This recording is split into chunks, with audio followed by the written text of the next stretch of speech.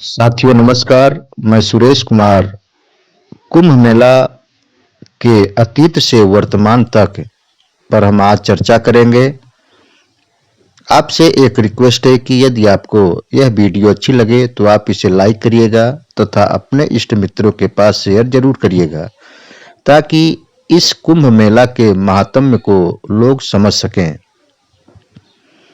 तो आइए इस पर चर्चा करते हैं।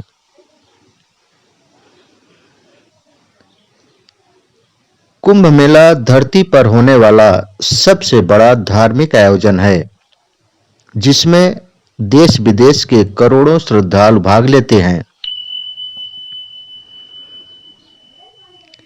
यह भारत की 4 पवित्र नदियों के तट पर आयोजित होता है। पूर्व दिशा में गंगा यमुना और अदृश्य सरस्वती के संगम तट प्रयागराज में, पश्चिम में क्षिप्रा नदी के तट पर उज्जैन में, उत्तर में गंगा नदी के तट पर हरिद्वार में और दक्षिण में गोदावरी नदी के तट पर नासिक में।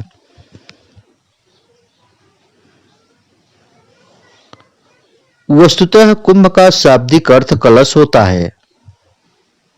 इस कलश का हिंदू सभ्यता में विशेष महत्व है। इसे मंगल का प्रतीक माना जाता है। हमारे जितने भी धार्मिक अनुष्ठान होते हैं उन सभी को शुरू करने से पहले कुंभ को नारियल आम्रपत्र से ढक कर रखा जाता है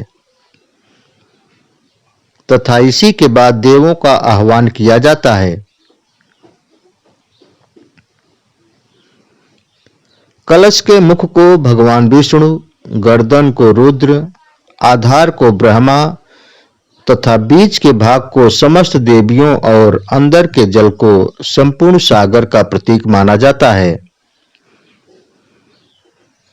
इतना ही नहीं, यह चारों वेदों का संगम है। इस तरह कुंभ का अर्थ पूर्णतः औचित्यपूर्ण है। साथियों, कुंभ मेले का शुभारंभ कब और किसने किया, इतिहास के आधुनिक ग्रंथों में इसकी कोई प्रामाणिक जानकारी उपलब्ध नहीं है।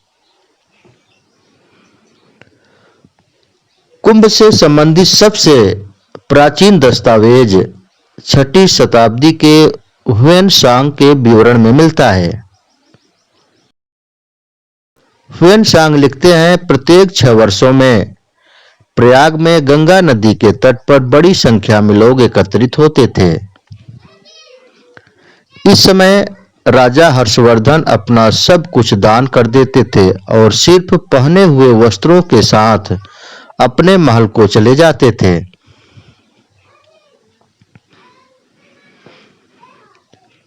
कुंभ पर्व के आयोजन से संबंधित 3 पौराणिक कथाएं मिलती हैं, जिसमें सर्वाधिक महत्व समुद्र मंथन से संबंध कथा को प्राप्त है।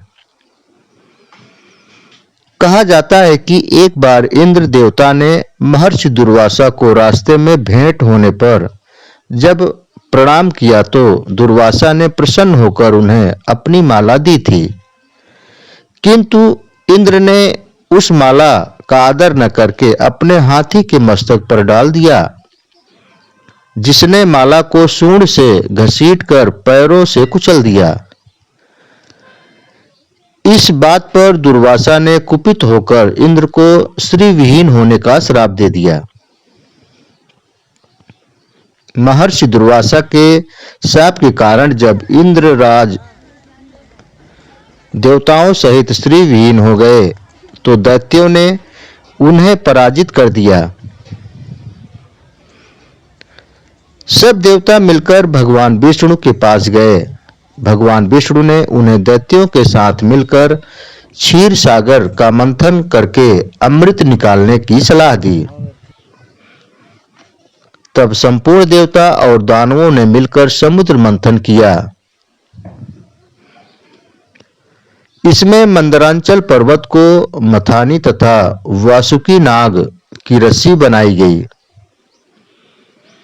भगवान विष्णु ने कच्छप रूप में मंदरांचल पर्वत को अपनी पीठ पर आधार प्रदान किया।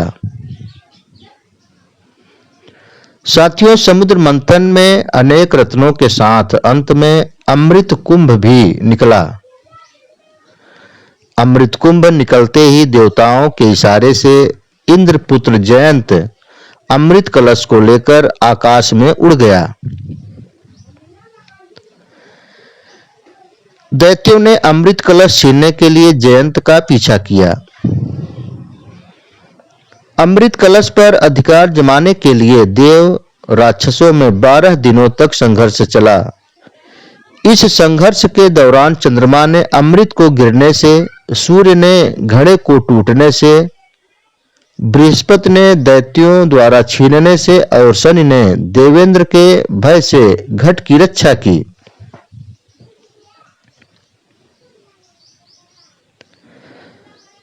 साथियों, 12 दिनों के इस संघर्ष में जयंत द्वारा अमृत कलश को 12 स्थानों पर रखा गया, जिससे अमृत की कुछ बूंदें छलकी।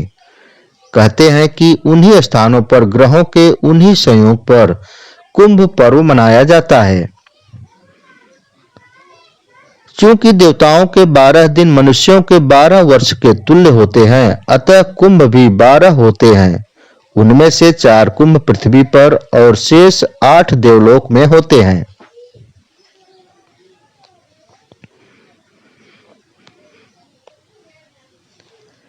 कुंभ पर्व प्रत्येक 3 साल के अंतराल पर हरिद्वार से शुरू होकर प्रयागराज, नासिक और उज्जैन में मनाया जाता है।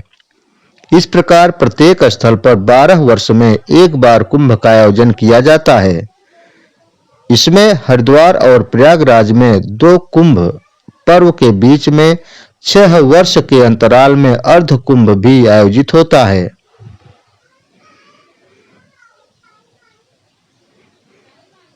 कुंभ कब और कहां आयोजित होगा, इसका निर्धारण खगोलीय घटनाओं द्वारा होता है। ऐसा माना जाता है कि इन कलावधियों में आध्यात्मिक ऊर्जा इन स्थानों पर अत्यधिक परिमाण में केंद्रित होती है, इसलिए इस आयोजन को दैवीय आयोजन कहा जाता है। सूर्य, चंद्र एवं बृहस्पति के विभिन्न राशियों में प्रवेश के संयोग से कुंभ मेले के स्थान एवं तिथियों का निर्धारण किया जाता है। पृथ्वी पर होने वाले इन प्रमुख कुंभ स्थलों का विवरण इस प्रकार है।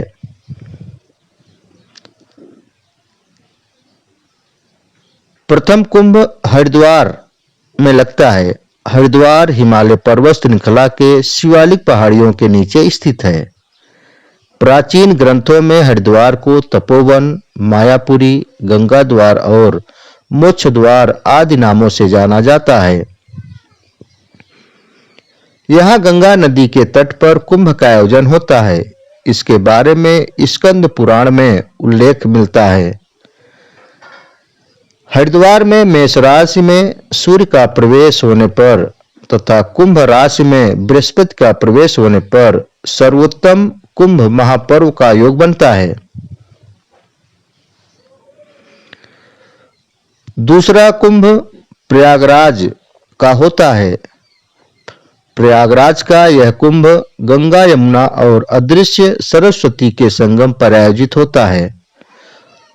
यह कुंभ सबसे अधिक महत्वपूर्ण है, क्योंकि यह प्रकाश की ओर ले जाता है।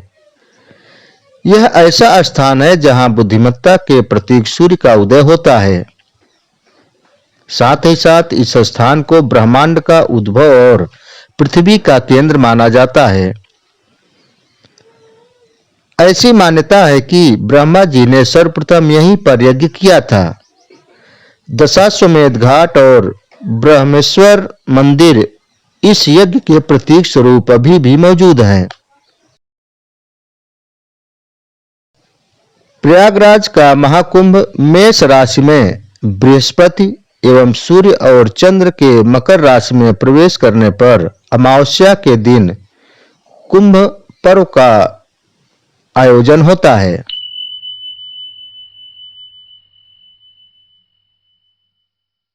तीसरा महाकुंभ नासिक महाराष्ट्र में गोदावरी नदी के तट पर लगता है। भारत में 12 में से एक ज्योतिर्लिंग त्रयंबकेश्वर नामक पवित्र शहर में स्थित है। यह स्थान नासिक से 38 किलोमीटर की दूरी पर है और गोदावरी का उद्भव भी यहीं से हुआ है। प्रत्येक 12 वर्षों में एक बार सिंहस्थ कुंभ मेला नासिक और त्र्यंबकेश्वर में आयोजित होता है। स्कंद पुराण के अनुसार जब कर्क राशि में गुरु सूर्य चंद्र का योग अमावस्या को होता है तो गोदावरी के तट पर नासिक में महाकुंभ लगता है।